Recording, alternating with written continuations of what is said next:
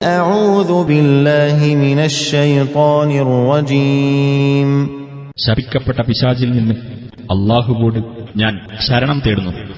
وإن للذين ظلموا عذابا دون ذلك ولكن أكثرهم لا يعلمون.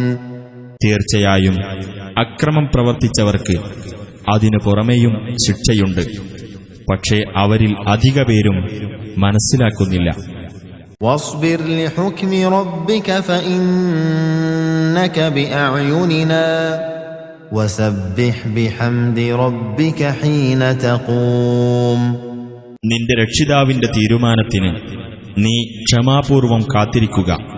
തീർച്ചയായും നീ നമ്മുടെ ദൃഷ്ടിയിലാകുന്നു.